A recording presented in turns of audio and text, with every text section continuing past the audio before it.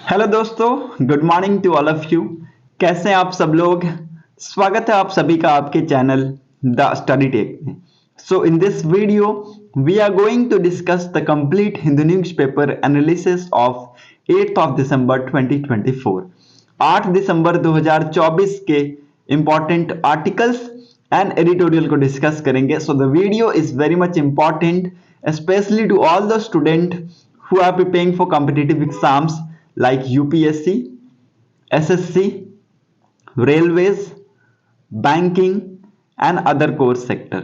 सो अगर आप लोगों को वीडियो इंफॉर्मेटिव लगता है तो वीडियो को लोगों के साथ जरूर शेयर कर दीजिएगा, साथ ही साथ चैनल को सब्सक्राइब कर लीजिएगा and don't forget to click on the bell icon to get the latest video update. Okay, so आज के इस पूरे वीडियो में हम लोग क्या कुछ इंपॉर्टेंट न्यूज को कवर अप करने वाले हैं उसको डिस्कस कर लेते हैं। आज है संडे, तो आज का न्यूज़पेपर में आपको एडिटोरियल का सेक्शन नहीं मिलेगा। और मैं आप सभी को बता दूं कि इस न्यूज़पेपर में, संडे के न्यूज़पेपर में आपको दो इंपॉर्टेंट पेज आता है, दैट इज साइंस और एफएक्यूज। ठीक है, साइंस का पेज और एफएक्यूज। एफएक्यूज क्या होता है? Frequent asked question. तो ये दोनों इंपॉर्टेंट पेज है। साइंस के पेज से आपको स्टडी के बारे में पता चलेगा और एफएक्यूज में आपको फ्रीक्वेंट आस्क्ड क्वेश्चंस इसमें रहते हैं, इस पे आर्टिकल्स होते हैं। ठीक है, तो ये सारी चीजें हम यहाँ पे डिस्कस करने वाले हैं। सो वीडियो को स्किप मत कीजिएगा, लास्ट तक देखिएगा, यहाँ से आपको बहुत कुछ सीखने को मिलेगा। ओके, साथ ही साथ मैंने कुछ डिफरेंट सोर्सेस से आप लोगों के लिए न्यूज ले रखा है, उसको भी हम लोग यहाँ पे डिस्कस करेंगे। तो अपने सेशन को स्टार्ट करते हैं और क्या कुछ इंपॉर्टेंट न्यूज हेडलाइंस रहने वाले हैं इस न्यूज़पेपर में उसको हम लोग पहले डिस्कस कर लेते हैं। So important news headlines for the day of 8th of December 2024 are as follows. सबसे पहला news, special supreme court bench will hear place of worship act case. देखिए यहाँ पे एक स्पेशल बेंच बनाया गया है जो कि प्लेस ऑफ वर्शिप एक्ट को यहाँ पे देखने वाला है। ठीक है, again it's a very important act, इसके बारे में हम लोग आर्टिकल में डिस्कस करेंगे। Okay, second news, that is complaint filed against marketing pitch of nutraceutical developed by CMFRI। ठीक है, तो देखिए इनके द्वारा यहाँ पे कंप्लेंट फाइल किया गया है और कहा गया है कि जो न्यूट्रास्यूटिकल जो है, कुछ यहाँ पे पिल्स हैं, ठीक है, कुछ यहाँ पे ड्रग्स हैं, वो बताए गए हैं कि बहुत ज्यादा कारगर साबित होते हैं डेवलपमेंट्स के लिए। 2 टाइप्स के यहाँ पे मेडिसिन का नाम दिया गया है, वो मैं आप सभी को आर्टिकल में पढ़ाऊंगा। और कहा गया है कि ये बहुत ज्यादा डेवलपमेंट के लिए बहुत ज्यादा ये कारगर हैं। हालांकि इनके कोई मेडिकल ट्रायल्स नहीं हुए हैं ह्यूमन के ऊपर। ठीक है, इनके कोई मेडिकल ट्रायल्स नहीं हुए ह्यूमन के ऊपर, तभी इनके खिलाफ ये कंप्लेंट फाइल किया गया है। सो इसको हम लोग डिस्कस करेंगे आर्टिकल में। तीसरा important news, by 2030 ITC want to bring 10 million farmers on its farm service platform. देखिए यहाँ पे 2030 तक आईटीसी क्या चाहता है कि 10 मिलियन फार्मर्स को वो फार्म सर्विस प्लेटफॉर्म पे लेके आना चाहता है। ठीक है, तो ये एक इंपॉर्टेंट न्यूज है, इसको भी हम लोग यहाँ पे डिस्कस करेंगे। और जैसा कि मैंने आपको बताया था कि संडे के दिन यहाँ पे 2 इंपॉर्टेंट पेज आता है, एक हो गया साइंस का और एक हो गया आपका एफएक्यूज का। तो ये वहीं से ये 2 आर्टिकल है, ये 2 आर्टिकल वहीं से हैं। Intermittent fasting inhibit hair regeneration in mice says a study. देखिए यहाँ पे माइस के ऊपर एक स्टडी कंडक्ट कराया गया और हमें वहां से पता चला कि जो इंटरमिटेंट फास्टिंग है वो यहाँ पे हेयर की जो ग्रोथ है उसको यहाँ पे इनहिबिट कर देता है, रोक देता है। ठीक है, तो ये हम लोग यहाँ पे डिस्कस करेंगे। हालांकि इसके यहाँ पे हमने पॉजिटिव कॉन्सिक्वेंसेस भी देखे हैं, लेकिन हेयर की ग्रोथ को ये रोकता है, इसको हम लोग यहाँ पे आर्टिकल में डिस्कस करेंगे। Fifth important news, why can't the world agree on a plastic ban. देखिए वर्ल्ड क्यों नहीं एग्री कर सकती है प्लास्टिक बैन के ऊपर, इसमें एक आर्टिकल आया हुआ है, इसको भी हम लोग यहाँ पे डिस्कस करेंगे। एक मीटिंग हुई थी, उसमें यहाँ पे ये सारी चीजें डिस्कस की गई हैं, उसको हम लोग यहाँ पे आर्टिकल में डिस्कस करेंगे। बहुत ही विस्तार से हम लोग आर्टिकल में पढ़ने वाले हैं। Sixth important news, that is terrorist should not run Syria says Assad ally Russia in meeting with Iran and Turkey. ठीक है, देखिए टेररिस्ट रशिया को आपका सीरिया को टेररिस्ट यहाँ पे बोला उसके हाथ में नहीं जाना चाहिए। ठीक है, ये कहाँ पे हमें ऐसे स्टेट्समेंट देखने को मिल रहे हैं, these are in the meetings with Iran and Turkey. ठीक है, तो ये सारी मीटिंग्स में हमें ये स्टेटमेंट हमें देखने को मिल रहे हैं कि सीरिया में अगर टेररिस्ट ने कब्जा कर लिया, अगर वो इसको चलाने लगे, तो हो सकता है आने वाले टाइम में सिविलियंस के लिए बहुत ज्यादा हानिकारक होगा। ओके, अगेन ये 6 इंपॉर्टेंट न्यूज को डिस्कस करेंगे हम पेपर से, और कुछ एडिशनल सोर्सेज से मैंने आप सभी के लिए इंपॉर्टेंट न्यूज ले रखा है, उसको हम लोग डिस्कस कर लेते हैं। पहला important news that is decline in sharks and rays since 1970s study reveals. ठीक है, देखिए यहाँ पे सार्क और रेज में हमें यहाँ पे डिक्लाइन देखने को मिल रहा है। ठीक है, ये अभी यहाँ पे एक्सटेंशन के कगार पे हैं। ठीक है, sharks and rays have faced decline world wide since 1970s with their population decreasing by over 50%। ठीक है, देखिए यहाँ पे उनका जो पॉपुलेशन है वो 50% से भी ज्यादा यहाँ पे हमें उसमें डिक्लाइन देखने को मिला है। ठीक है, this dramatic reduction is primarily due to over fishing along with factors such as habitat destruction, climate change, pollution, और आपका recent study shows that 1/3 of these species are now at the risk of extinction। ठीक है, देखिए ये जो dramatic हमें reduction देखने को मिला, ये जो हमें पॉपुलेशन में गिरावट देखने को मिली है, ये हमें किस लिए देखने को मिली है? ड्यू टू ओवर फिशिंग की वजह से।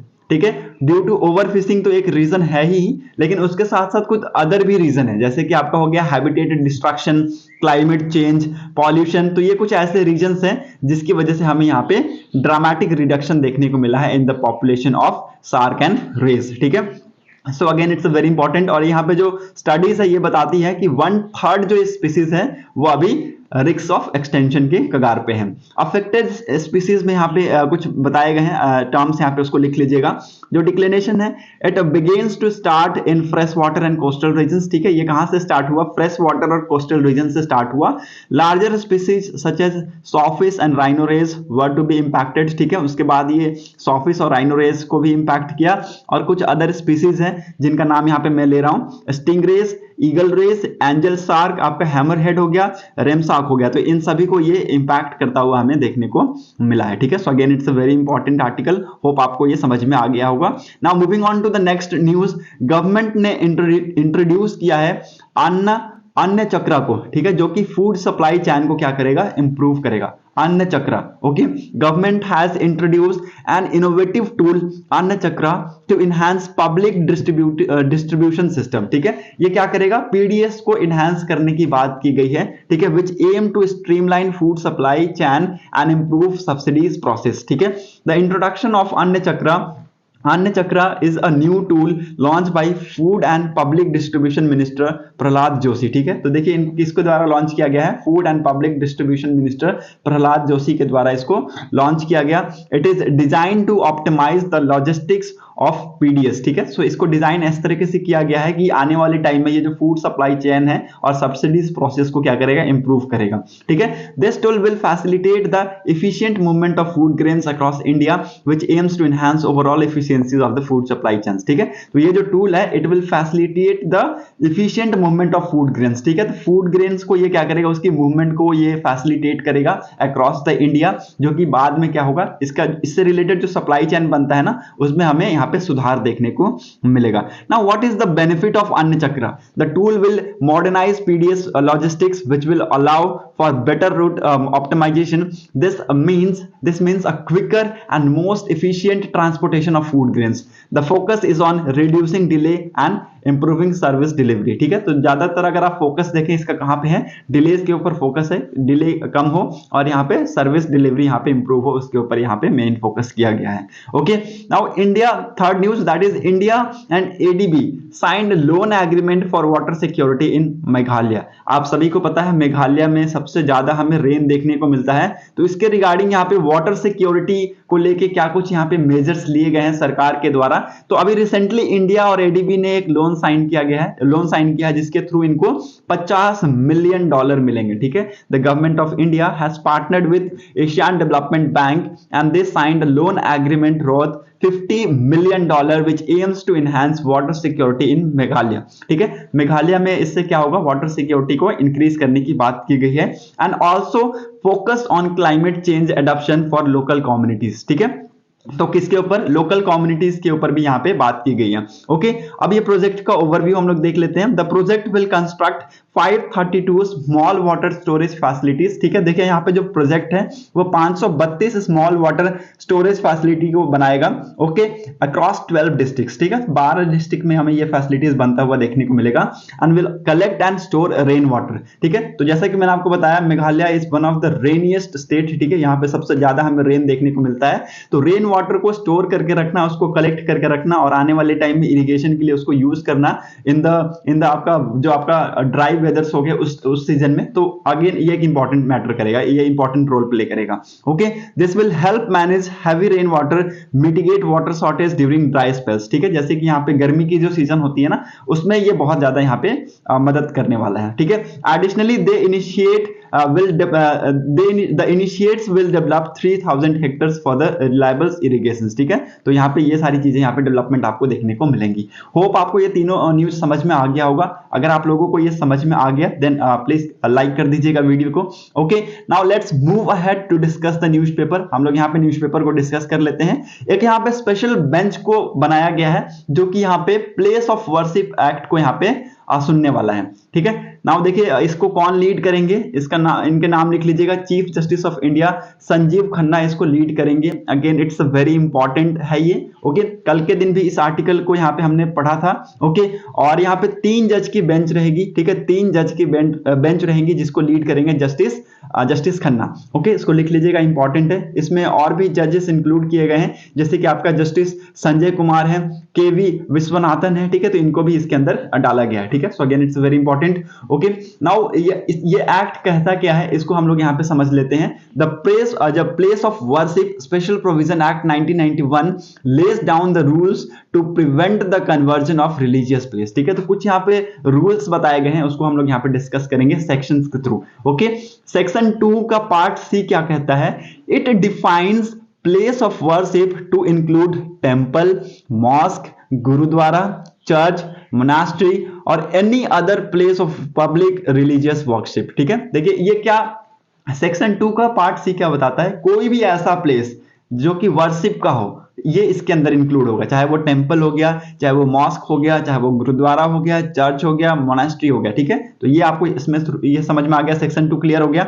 सेक्शन 3 क्या कहता है, it prohibit the conversion of any place of worship. ये प्रोहिबिट करता है किसी भी प्लेस ऑफ वर्शिप का कन्वर्जन को, ये प्रोहिबिट करता है सेक्शन 3। सेक्शन 4 क्या कहता है, it impose a positive obligation to maintain the religious character of every place of worship as it existed on 15th of August 1947। ठीक है, तो ये 3 सेक्शन आपको समझना है, इट्स वेरी इंपॉर्टेंट। और इसी 3 सेक्शन के बेसिस पे अब ये जो कमिटी है वो यहाँ पे पिटिशन फाइल की है। ठीक है, तो अगेन ये पिटिशन को यहाँ पे कौन हेयर करने वाला है, एक स्पेशल बेंच हेयर करेंगे जिसको लीड करेंगे कौन, chief justice Sanjiv Khanna. Okay, so इनका नाम लिख लीजिएगा, important. Okay, now moving on to the next important article. यहाँ पर और कुछ भी इंपॉर्टेंट है नहीं, सो लेट्स मूव अहेड। यहाँ पे भी कुछ भी आपको इंपॉर्टेंट नहीं मिलेगा। So let's move to the next important article.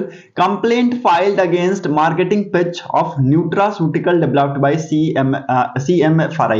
Okay, देखिए यहाँ पे कंप्लेंट फाइल्ड हुआ है। ओके, और ये मैं आप सभी को बता दूं किस बेसिस पे हुआ है, उसको भी मैं आप सभी को बताऊंगा। No human trial health. ठीक है, देखिए इस बेसिस पे यहाँ पे कंप्लेंट फाइल किया गया है। मतलब कि ये जो 2 मेडिसिन है, ये जो 2 प्रोडक्ट हैं, इसको मैंने अलग से हाईलाइट किया है, आप लोगों को दिख रहा होगा। ये जो 2 प्रोडक्ट हैं, एल्गामिन टेंसेज कैप्सूल और एल्गामिन डायबिटीज कैप्सूल। ठीक है, तो ये जो दोनों मेडिसिन है, इसका कोई भी हमें ह्यूमन ट्रायल देखने को नहीं मिला है। और ये यहाँ पे मार्केट में कैसे रेगुलेट हो रहा है, क्या कुछ ये चीजों को इंप्रूव करता है, ये हम यहाँ पे डिस्कस करेंगे। उससे पहले मैं आप सभी को बता दूं कि ये कहा गया है कि कोई भी ह्यूमन ट्रायल नहीं हुआ है और ये मार्केट में मेडिसिन कैसे आ गया। The complaint pointed out, quoting official document, that these products have not been subject to human trial and there are concern about their safety and efficacy। ठीक है, देखिए ये जो प्रोडक्ट्स हैं इनका ह्यूमन ट्रायल नहीं हुआ है, इसलिए अभी इनकी सेफ्टी और एफिकेसी के ऊपर हमें कंसर्न है। As they violated the FSSAI का जो टर्म्स है रेगुलेशन है इन्होंने वायलेट किया है। Food safety standard advertising and claims regulations 2018, food safety and standard act 2006, consumer protection act 2019, drugs and magic remedy objectional advertisement act 1954 and the drugs cosmetic act 1914। तो ये सारी चीजों को इन्होंने ये वायलेट किया है, इनके टर्म्स एंड जो कंडीशन है उसको वायलेट किया है, इसलिए केस इनके खिलाफ फाइल हुआ है। ठीक है, अब इसके बारे में आप सभी को बता दूं, जो प्रोडक्ट है उसके बारे में बता देता हूं। आप सभी को ये तो पता हो गया कंप्लेंट किस लिए फाइल हुआ है, क्योंकि इनका ह्यूमन ट्रायल नहीं हुआ है और जो आपका food safety and standard authority of India इनके जो टर्म्स एंड रेगुलेशंस है उसको इन्होंने वायलेट किया है। ठीक है, अब मैं आपको ये बताता हूं कि ये प्रोडक्ट क्या करता है, इससे हमारी बॉडी में क्या कुछ इंप्रूवमेंट होती है। ऐसा यहां पे क्लेम किया गया है कि जो एग्लमिन है, आपका एग्लमिन टेंशन एज कैप्सूल है, ये क्या करता है, आपकी हार्ट की जो हेल्थ है उसको बूस्ट अप करता है। ठीक है, आपकी हाइपरटेंशन को कंट्रोल करता है, कोलेस्ट्रॉल का लेवल को कंट्रोल करता है। ओके, आपका सर्कुलेटरी इनस्टेबिलिटी जो होती है उसको मेंटेन करता है। ठीक है, एंजाइटी और स्ट्रेस को रिलीव करता है, ऐसा यहां पे क्लेम किया गया है मैन्युफैक्चरर के द्वारा। ठीक है, अपार्ट फ्रॉम दिस ये आपका हाइपरटेंशन को भी कम करता है, ब्लड प्रेशर को रेगुलेट करता है और रिड्यूस करता है। ठीक है, तो ये सारी चीजें इसके द्वारा क्लेम की गई है। तो ये जो प्रोडक्ट है, ये जो मेडिसिन है, उसके ये कुछ हमें हेल्थ के आपके इफेक्ट देखने को मिलेंगे, मतलब कि ये सारी चीजों को ये क्या करता है, सुधार करता है। ठीक है ना, जो दूसरा मेडिसिन है जिसका नाम है एल्गमिन डायबिटेड ईज कैप्सूल, ये क्या करेगा, ये आपकी डायबिटीज को कंट्रोल करेगा। ठीक है, आपकी जो डायबिटीज है उसको कंट्रोल करेगा, आपका जो शुगर लेवल है उसको यहाँ पे लेके आएगा सही से। ओके, इंसुलिन का जो यूटिलाइजेशन होता है उसको यहाँ पे मैक्सिमाइज करेगा। ठीक है, तो ये जो की फैक्टर्स है ये यहाँ पे बताए गए ऑथर के द्वारा कि both of them are manufactured by Kochi based Ayur research centre for pioneer pharmaceutical limited and marked by Govel international trader private limited. ओके, देखिए ये दोनों किसके द्वारा मैन्युफैक्चर किया जा रहा है, Kochi based Ayur research centre के द्वारा मैन्युफैक्चर किया जा रहा है, और इसको किसके द्वारा मार्क्ड किया जा रहा है, गोवेल इंटरनेशनल ट्रेडर प्राइवेट लिमिटेड के द्वारा इनको मार्केट में लेकर आया जा रहा है। ठीक है, now according to CMFRI they contain 100% natural marine bioactive ingredients. ठीक है, तो देखिए यहाँ पे CMFRI ने कहा है कि ये यहाँ पे उन्होंने बताया है कि ये 100% नेचुरल मैराइन बायोएक्टिव इंग्रेडिएंट्स के यूज करके इसको बनाते हैं। ठीक है, तो ये प्रोडक्ट है, आप लोगों को पता चल गया, इन दोनों के बारे में लिख लीजिएगा, इंपॉर्टेंट है, और क्या किस लिए कंप्लेंट फाइल किया है ये भी मैंने आप सभी को बता दिया, तो उसको भी यहाँ पे लिख लीजिएगा। Now moving ahead to the next important article, और यहाँ पे कुछ है नहीं, so let's move ahead. 10th page पे भी आई थिंक कुछ भी इंपॉर्टेंट न्यूज नहीं है, 11th पेज को भी स्किप कर सकते हैं। बिजनेस सेक्शन में यहाँ पे 2030 तक कहा है कि ITC लगभग 10 मिलियन फार्मर्स को फार्म सर्विस प्लेटफॉर्म पे लेके आना चाहता है, ताकि यहाँ पे जो फार्मर्स है उनकी लाइफ में हमें थोड़ा सा सुधार देखने को मिले और इक्वालिटी का हमें यहाँ पे चीजें नजर आती रहे। ठीक है, तो जो सुपर एप्स है जिसके अंदर यहाँ पे कृषि मित्र ऐप को भी इंक्लूड किया गया है, जिसमें यहाँ पे generate AI powered voice farmers को मिलेगा। ठीक है, ताकि उसकी असिस्टेंट की जा सके। ठीक है, सो अमंग न्यू सर्विस में यहाँ पे क्रॉप इंश्योरेंस भी आपको देखने को मिलेगा, और इसको भी यहाँ पे ऐड किया जाएगा। The state where ITC wants to either roll out or expand ITC MARS include Punjab, Haryana, Uttar Pradesh, Rajasthan, Bihar और मध्य प्रदेश। ठीक है, देखिए कुछ ऐसे स्टेट्स है जहाँ पे ITC चाहता है कि ये इसका एक्सपेंशन हो। ठीक है, तो कुछ ये स्टेट्स है पंजाब, हरियाणा, यूपी, और इन्हीं स्टेट्स में अगर आप देखें तो एग्रीकल्चर से रिलेटेड चीजें आपको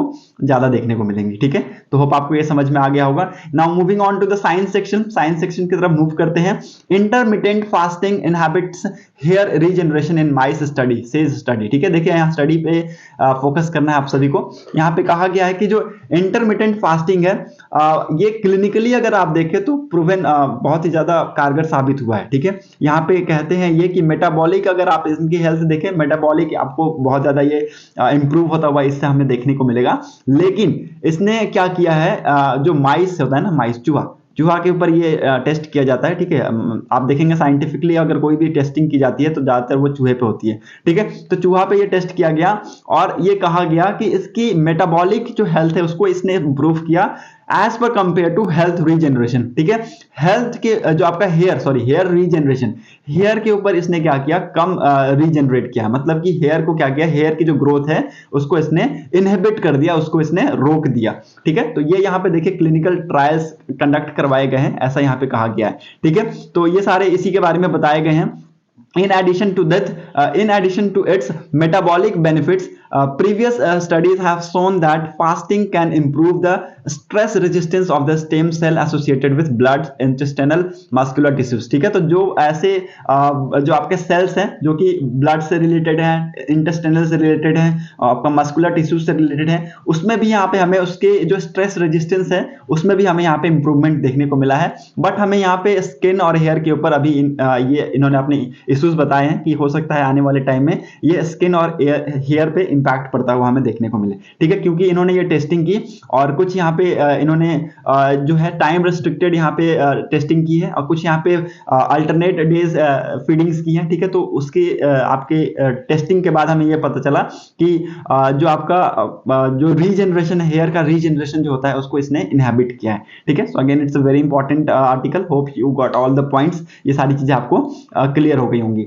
now moving on to the next important article, FAQs की तरफ मूव करते हैं। Now why can't the world agree on plastic ban. देखिए प्लास्टिक बैन के ऊपर यहाँ पे पूरी दुनिया खिलाफ क्यों है, पूरी नहीं मतलब कुछ ही जो कंट्रीज है वो खिलाफ है इसके, ठीक है। जैसा कि मैंने आप सभी को बताया एक कमिटी की मीटिंग हुई थी, उसमें ही ये सारे डिसीजंस आए हैं, ये सारी फाइंडिंग्स हमें देखने को मिली हैं, ठीक है।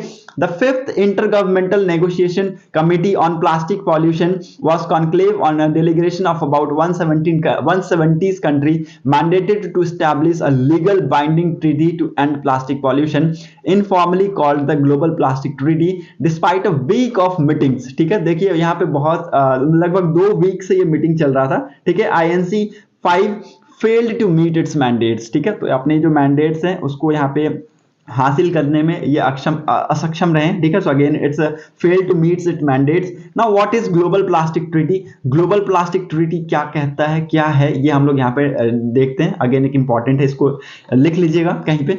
The United nation environmental assembly resolve in March 2022। देखिए यूनाइटेड नेशन की जो इन्वायरमेंटल असेंबली है ये रिजॉल्व हुई थी कब, मार्च 2022 में, to end plastic pollution, plastic pollution को एंड करने के लिए इसको रिजॉल्व किया गया था, इंक्लूडिंग द मैराइन इन्वायरमेंट, ठीक है। इसमें मैराइन इन्वायरमेंट भी इंक्लूडेड है। To that INC committee were constituted and tasked with negotiation a treaty before end of 2024. Over the last 2 year, पिछले अगर 2 साल में देखें तो इन कंट्रीज ने लगभग 5 बार मिले हैं, ठीक है। जो कंट्रीज है कितने, 5 बार मिले हैं, and attempted to bridge divergent view on how to end plastic pollution, ठीक है। तो देखिए यहाँ पे बहुत सारे अटेम्प्ट्स लिए गए कि कैसे यहाँ पे प्लास्टिक पॉल्यूशन को खत्म किया जाए, हालांकि हमें इसके पॉजिटिव इंपैक्ट्स या फिर पॉजिटिव हमें रिजल्ट्स हमें देखने को नहीं मिले, ठीक है। अभी भी यहाँ पे जो इनके मैंडेट्स हैं उसमें ये फंसे हुए हैं, उसमें ये अटके हुए हैं। Several countries are enthusiastic about ways and means to encourage recycling and prohibit certain plastic that led to littering. India for instance has banned single use plastic since 2022। देखिए यहाँ पे कुछ ऐसी कंट्रीज है जो कि बहुत ज्यादा enthusiastic है about the ways and means to encourage recycling, ठीक है। देखिए प्लास्टिक यूज कर रहे हैं, अभी देखिए प्लास्टिक बंद करने की बात की गई है, लेकिन अगर कुछ कंट्रीज यहाँ पे यूज कर रहे हैं तो वहां पे प्रॉपर रिसाइकलिंग भी होना चाहिए, ताकि यहाँ पे जो प्लास्टिक है वो इन्वायरमेंट में ना फैले, ठीक है, गंदगी ना फैले, ठीक है। इंडिया ने यहाँ पे 2022 से ही सिंगल बैन लगा रखा है सिंगल यूज प्लास्टिक के ऊपर, ठीक है। But many of them are reluctant to limit plastic production, ठीक है। देखिए बहुत सारे अदर कंट्रीज हैं जो कि यहाँ पे रिलक्टेंट है to limit the plastic production. Several countries are either petro states and those have significant industries that manufacture plastic polymers, ठीक है। तो जो कंट्रीज यहाँ पे एग्री नहीं कर रहे हैं वो कंट्रीज अगर आप देखें तो यहाँ पे बहुत ज्यादा, अगर आप देखें तो प्लास्टिक आपका पॉलीमर से उसको मैन्युफैक्चर करते हैं, ठीक है। तो ये आप सभी को याद रखना है, इंपॉर्टेंट टर्म है, okay. Now moving on to the next important thing, how bad is the problem of plastic pollution. Now ये प्लास्टिक पॉल्यूशन की जो प्रॉब्लम है ये कितना खराब हो चुका है अब तक, ये सिचुएशन है कैसे इंटेंस हो रहा है, क्या हो रहा है, इसको हम लोग थोड़ा डिस्कस कर लेते हैं। According to UNEP environmental united nation environmental program, the plastic जो वेस्ट है ना, अगर हम आंकड़े देखें 1970 से लेके 1990 के आंकड़े अगर हम देखें तो 70 के कंपैरिजन में 90 में क्या हुआ, ये जो आंकड़े हैं 3 गुना तेजी से बढ़े हैं। ठीक है, the plastic waste generation nearly triple between the year 1970 to 1990s. In the early 2000s, the amount of plastic waste generated rose more than in single decade than it had in previous 40 year. मतलब कि पिछले 40 साल के comparison में अगर आप देखें तो अब सिर्फ 10 साल में यहाँ पे हमें प्लास्टिक का जो वेस्टेज है वो हमें डबल तेजी से इंक्रीज बढ़ते हुए हमें देखने को मिला। Okay, now currently the world produce about 400 million tons of plastic every year. ठीक है, अगर आप देखें ये आंकड़े चौंका देने वाले हैं, हर साल अगर आप देखें तो पूरी वर्ल्ड से हमें 400 मिलियन टन्स हमें प्लास्टिक का जो वेस्ट है वो हमें यहाँ पे देखने को मिलता है। If historic trends continue, the global production of primary plastic is forecasted to reach 1100 million tons by 2050। अगर इसी टाइप का हमें प्रोडक्शन कुछ और समय तक हमें देखने को मिला तो कुछ टाइम के बाद आने वाले टाइम में 2050 तक अगर आप देखेंगे कि ये जो प्रोडक्शन है ये 1100 मिलियन टन के आसपास हो जाएगा। There has also been a worrying shift towards single-use plastic product items that are means to be thrown after a short use। ठीक है, तो ये आपको याद रखना है कि देखिए ऐसा नहीं है कि जो पॉलीमर्स प्लास्टिक्स हैं वही यहाँ पे अफेक्ट कर रहे हैं इन्वायरमेंट को। हालांकि यहाँ पे सिंगल यूज जो प्लास्टिक प्रोडक्ट्स हैं उसके लिए भी ये चीजें खतरे की है। ठीक है, क्योंकि वो जो ऐसे प्रोडक्ट्स होते हैं जो कि हम कुछ समय के लिए उसको यूज करते हैं और उसको बाद में हम फेंक देते हैं। ठीक है, approximately 36% of all plastics products are used in packaging. ठीक है, तो देखें तो लगभग पूरे 100% में से 36% अगर आप देखें जो प्लास्टिक्स है उसका मेनली यूज आपको पैकेजिंग में देखने को मिलेगा, जिसमें आपका सिंगल यूज प्लास्टिक भी इंक्लूडेड है। उसको हम फूड पैकेजिंग या फिर बेवरेज कंटेनर में उसको यूज करते हैं, of which 85% ends in landfill and unregulated waste. ठीक है, देखिए अगर मान लीजिए 100% हम प्लास्टिक का यूज कर रहे हैं तो उसका 85% आपको ज्यादातर प्लास्टिक कहां मिलेगा, लैंडफिल्स में मिलेगा या तो अनरेगुलेटेड वेस्ट में मिलेगा। On top of that about 98% of single use plastic product are produced from the fossil fuel and virgin feedstocks. ठीक है, तो देखिए 98% से भी ज्यादा आपका जो सिंगल यूज प्लास्टिक प्रोडक्ट होता है वो किससे बनता है, फॉसिल फ्यूल से बनता है